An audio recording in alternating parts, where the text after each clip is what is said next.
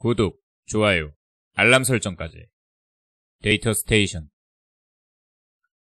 네, 여러분 안녕하세요. 데이터 스테이션입니다. 오늘은 저번 시간에 이어서 우리 R에서 사용하는 데이터 구조에 대해서 같이 알아보도록 하겠습니다. 그래서 오늘도 R 스크립트 새로 오픈을 해주시고 우리 여러가지 이 R에서 쓰는 데이터 구조, 이 데이터 구조라고 하면은 데이터 타입이랑 좀 헷갈리시는 분들이 있는데, 이거 다시 한번 설명을 하자면요, 데이터 타입은 뭐 어느 언어든지 똑같아요. 숫자로 이루어져 있는 데이터, 연속형이라고 부르죠. 숫자 형태로 우리가 다룰 수 있는 통계적 연산, 수학적 연산이 가능한 데이터가 있고, 또 문자 형태, 숫자가 아닌 값들, 뭐 빈도수를 체크한다든지 이런 형태의 데이터, 범주형 데이터라고 하죠. 이런 식으로 데이터를 어떤 이 구분하는 것들을 타입으로 구분을 하는 거죠. 이렇게 구분을 하는 거는 연산이 가능한 형태, 수학적 연산이 가능한, 통계적 연산이 가능한 형태와 그렇지 않은 형태, 이렇게 구분을 할 수가 있고, 우리가 오늘 보고자 하는 건 뭐냐면은 데이터 구조예요. 이건 이제 프로그래밍 언어마다 다르다고 했었죠. 파이썬에서는 뭐 리스트, 튜플, 딕셔너리, 셋, 뭐 C에서는 어레이, 뭐 리스트, 뭐 이런 것들이 있다시피 R에서도 데이터를 들고 다니는 어떤 공간의 쉐입이 있다고 하는데, 거기에 대표적인 세 가지, 우리 벡터라고 하는 것과 매트릭스라고 하는 것과 데이터 프레임이라고 하는 이 세 가지에 대해서 알아보도록 하겠습니다. 물론 더 여러 가지가 있어요. 뭐 어레이도 있고, 뭐 이제 리스트도 있고, 뭐 여러 형태의 또 데이터 구조가 있는데, 크게 이 세 가지만 우리가 한번 확인을 해보고 가보도록 하자. 오늘 여기 세 가지에 대해서 알아보도록 하겠습니다. 그래서 우리 첫 번째로 알아볼 게 뭐냐, 바로 벡터예요. 벡터. 벡터라고 하는 구조. 이 벡터라고 하는 구조는 하나의 행으로, 한 줄의 행으로 이루어진 구조입니다. 어떤 행렬의 구조, 2차원적인 구조가 아니라 1차원적인 단순한 구조로서 행으로만 이루어진 어떤 값들과 값의 순서가 이루어져 있는 형태를 벡터라고 불러요. 하나 대표적인 벡터를 하나 만들어 보도록 하겠습니다. 우리 v1이라고 하는 변수에다가 값을 하나 선언을 할 건데, 이렇게 한번 값을 입력을 해보도록 하죠. 그래서 실행 버튼 컨트롤 누르고 엔터를 치시면 실행이 되고요. v1이라고 하는 값을 우리가 새로운 변수로 선언을 했는데, 어떻게 선언을 했느냐, C라고 하는 소문자 기호를 써주고 이 안에 10이라고 하는 숫자를 집어넣습니다. 한번 확인해 볼까요? 프린트 함수 써서 한번 확인해 볼게요. 프린트 v1에서 확인을 해보면은 이 v1이라고 하는 변수 안에 어떤 값들이 들어가 있느냐, 1부터 10까지의 숫자들이 하나씩 순서대로 이렇게 한 줄로 들어가 있는 걸 보실 수가 있습니다. 이렇게 한 줄 형태, 한 줄로 데이터들이 표현되는 이런 식으로 데이터를 표현하는 구조를 벡터 구조라고 얘기를 하고요. 이 안에는 지금 숫자가 정수 형태로 1부터 10까지 쭈쭈쭈쭈 들어가 있는 것을 보실 수가 있죠. 그래서 클래스 한번 확인해 볼까요? 클래스 v1 확인해 보면은 인티저라고 나오네요. 정수 형태의 데이터들이 들어가 있다, 이런 걸 볼 수가 있고, is 벡터, 이게 벡터냐? 라는 걸 한번 확인을 해보도록 하겠습니다. 확인을 해보면은 true라고 나오죠. 이 자료 구조는 벡터 구조다라는 것을 보여주고 있습니다. 그래서 이렇게 한 줄의 데이터들이 일렬로 들어가 있는 것을 벡터 구조다라고 여러분들이 이해를 하시면 되겠고요. 이렇게도 한번 써볼게요. 이번엔 v2라고 하는 공간에다가 letter라고 하는 함수를 넣어서 1부터 10까지 선언을 해주면은 우리 오른쪽 인바이러먼트에 v2가 선언되는 걸 보실 수가 있죠. 그리고 확인도 한번 해볼까요? 프린트 v2 확인해보면은 이번에는 알파벳 A부터 순서대로 10번째까지 J까지 알파벳이 v2라고 하는 변수에 선언이 되어 있는 것을 보실 수가 있습니다. 클래스 한번 확인해볼까요? 클래스는 캐릭터라고 나오네요. 문자 형태 데이터다, 문자형이다.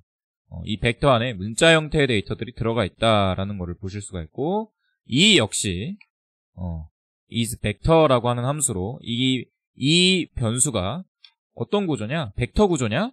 벡터이냐? 라고 물어봤을 때 true라고 하는 값을 출력을 해주는 걸 보실 수가 있습니다.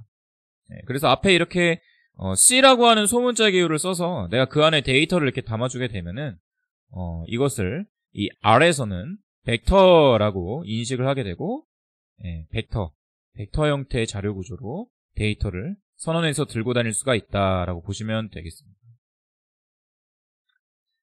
그래서 벡터는 아까도 말씀드렸다시피 이렇게 한 줄 안에 들어가 있는 여러 개의 데이터들이 이렇게 쭈쭈쭈쭈쭈쭈 하나씩 들어가 있는 형태로 표현되는 구조다라고 보시면 되겠고요.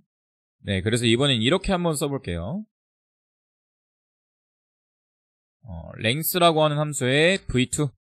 이 length라고 하는 건 뭐냐면은 이 벡터의 길이, 데이터의 수를 얘기하는 거겠죠. 벡터의 길이가 어떻게 되느냐, 그거를 수치적으로 표현해주는 함수다. length라고 하는 함수도 있고요. 또 어떤 함수도 있느냐, range라고 하는 함수도 있습니다. range는 벡터의 범위를 표현한다. 벡터의 길이를 표현하는 함수, 벡터의 범위를 표현하는 함수, 이렇게 우리가 사용을 해줄 수가 있습니다. 그래서 우리가 어떻게 간단하게 우리가 일렬로 쭉 서져 있는 자료들, 행 자료들을 우리가 다룰 때 이 벡터들을 사용을 하고요. 뭐 함수를 쓸 때도 사용을 하고 데이터 전처리할 때도 가끔씩 이렇게 사용을 합니다. 우리 이제 여기에는 또 어떤 함수가 있냐면 이제 sequence라고 하는 함수를 이용해서 벡터를 선언해 줄 수도 있는데, 이렇게 한번 써볼게요. sequence의 약자인 seq라고 하는 함수를 써서 1, 10 이렇게 입력을 하면은 1부터 10까지 아까와 똑같이 데이터가 들어가는 걸 보실 수가 있죠. 이 sequence라고 하는 함수도 똑같이 벡터를 만들어주는 함수예요. 우리 위에서는 C라고 하는 기호를 이용해서 벡터를 만들었지만 이번에는 이 sequence라고 하는 함수를 이용해서 벡터를 만들어준 거죠. 1부터 10까지.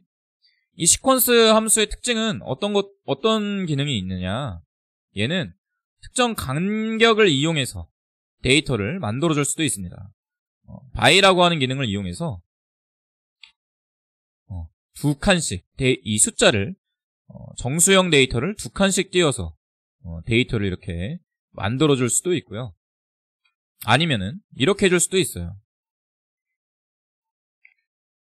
1부터 10까지. 이번엔 length라고 기능을 넣어서 벡터를 선언을 해주게 되면은 5개 5개의 데이터를 5개 5의 길이에 5칸 길이의 벡터를 만드는데 그 사이에 1부터 10까지의 범위가 들어가도록 데이터를 만들어라. 이런 식으로 선언을 해줄 수도 있습니다. 그래서 포인트는 뭐냐면은 어쨌든 하나의 행으로 이루어진 순서들, 하나의 일련화된 순서로 이루어진 데이터들을 다룰 때 이 벡터라고 하는 구조를 이용해서 R에서는 사용을 한다라고 보시면 되겠습니다.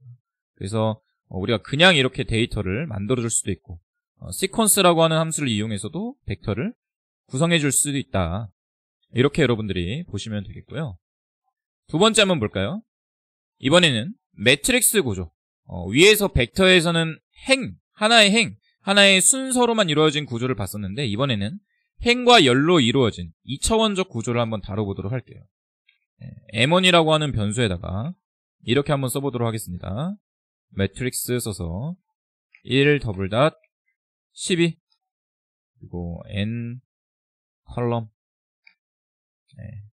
이렇게 써서 데이터를 한번 출력을 해보면은 어떻게 돼 있느냐, 1부터 12까지의 숫자가 여기 n 컬이라고 돼 있는 함수 있죠. 이 기능은 뭐냐면은 3개의 열을 구성해서 1부터 12까지 숫자를 하나의 매트릭스라고 하는 M1이라고 하는 변수에 매트릭스 구조로 선언해서 집어넣어라, 이렇게 보실 수가 있어요.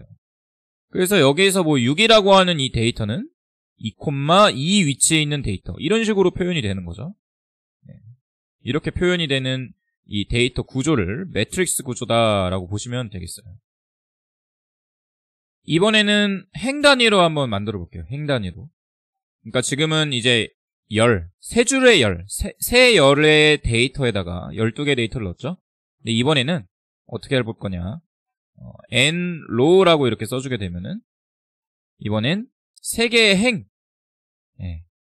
3개의 행으로 되어 있는 매트릭스를 우리가 구성을 해줄 수가 있습니다.